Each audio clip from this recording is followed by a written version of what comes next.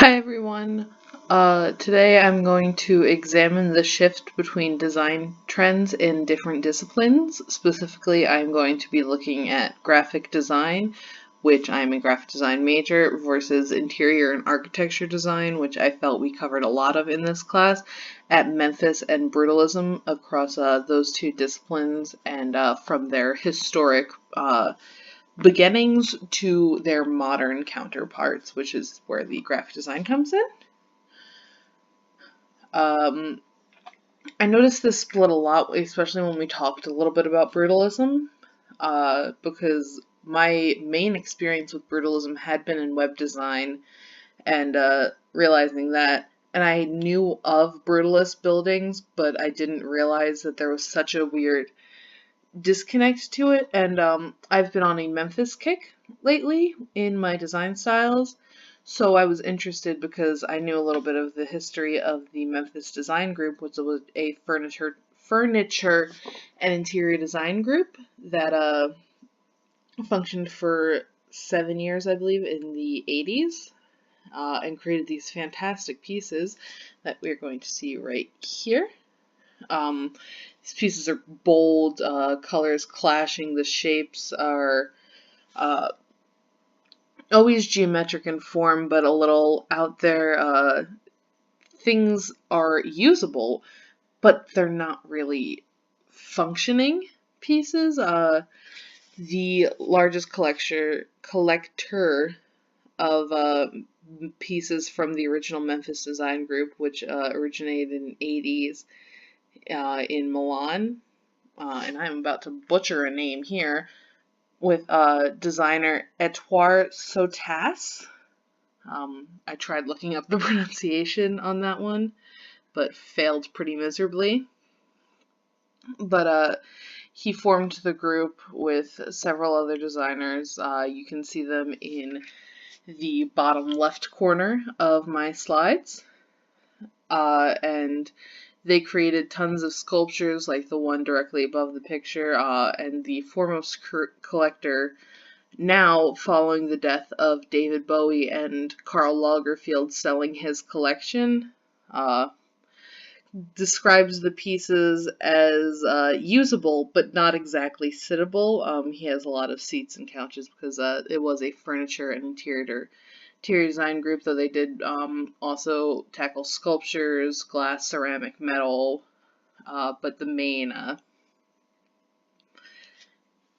result was a lot of furniture that came out of it that is pretty nice, and I love this as a design style.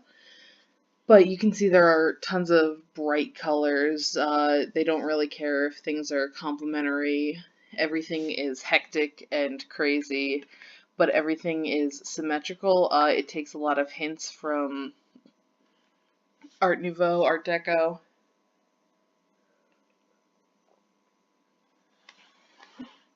pop art, and things of that nature. But it makes it its own. You'd notice if you watch Saved by the Bell or if you watch Pee-wee's Playhouse ever, these designs feel really familiar. Memphis feels like the design movement that shaped the 80s as far as design and aesthetic goes. So I looked into Memphis graphic design, which you can see a clear correlation between the two. It is very clearly one inspired by the other. These are all recent pieces. The top rightmost corner is actually a piece I did this year, collaborating with an interior designer. But you can see the inspiration, though they have taken it. It's more refined, I would say. There's a lot more use of negative space available. Things breathe a little easier than they did in the original design group. You see a lot more use of white. Colors complement each other just a little bit more. But you also see the same bold colors, geometric shapes, patterns repeating, and it's still busy.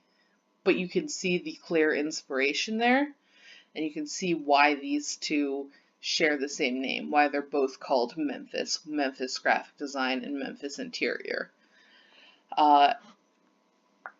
So then from there, I decided to look at Brutalism and Brutalist architecture.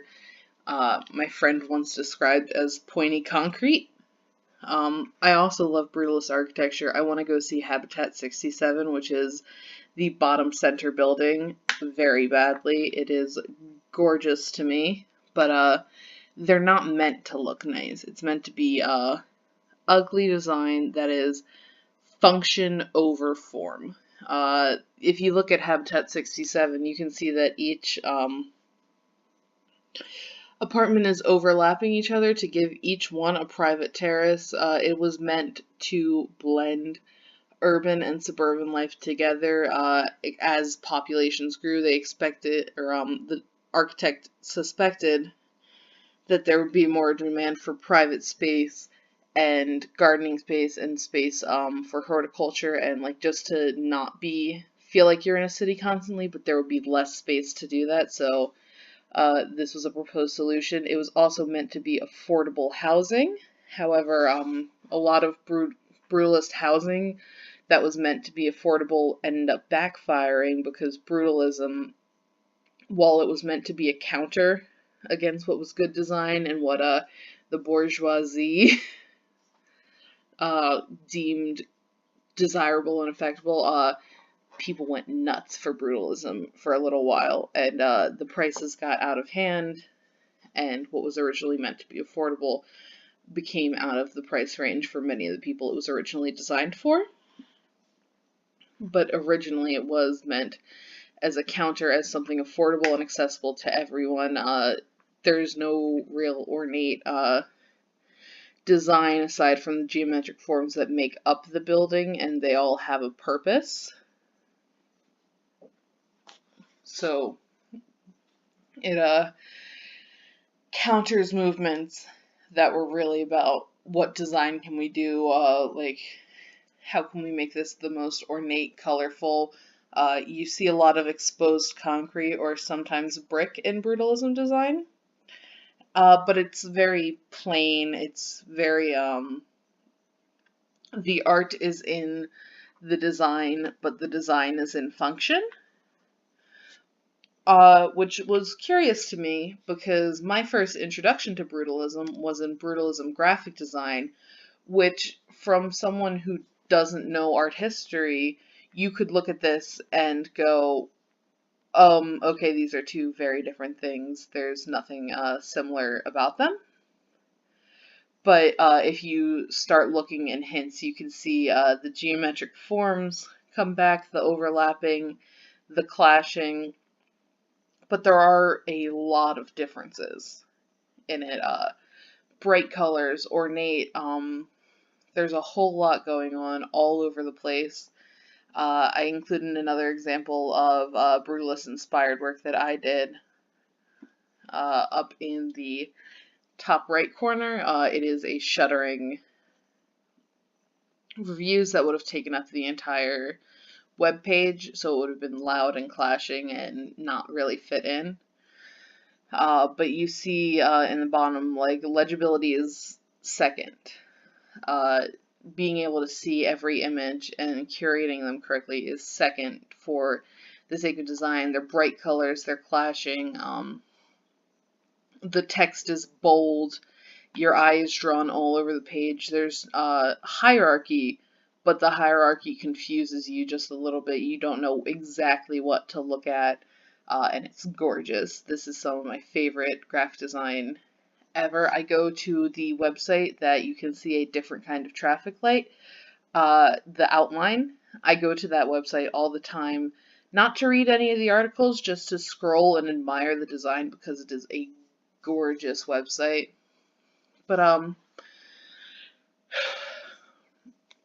in this, I was trying to look at why they were both called brutalism, because I could see how this was brutal, and I could see how the other was brutal, but I couldn't see the connection between the two, except in tiny hints. But I realized it was in philosophy because brutalism as a web design trend rose up as a counter to minimalism, which is my least favorite design trend of all time. I can't stand minimalism in any aspect of my life, and I don't enjoy designing it. But it was a counter to what is considered good, clean design, and I realized as I was writing my paper that what do they share in name is design philosophy, and though Memphis is clearly inspired by the Memphis Design Group, their main similarity is also design philosophy, in that Memphis was created, Memphis was created to counter minimalism and make design fun and about the art of design again, instead of just clean and functional and not boring, but plain and simple. And brutalism was designed for the audience it appealed to. Instead of who determined good taste, it was challenging the concept of what good design is, though they do it in fairly different ways between architecture and web design. And I thought this was really interesting, and I intend to continue looking up different divides between disciplines. I would like to expand into other disciplines, but I would love to see like what other design trends in the fine arts world or in the fashion design world, and how these graphic design and interior design architecture influence and change those design habits, and what the design philosophy shifts to when you move discipline to discipline. All right. Thank you all very much.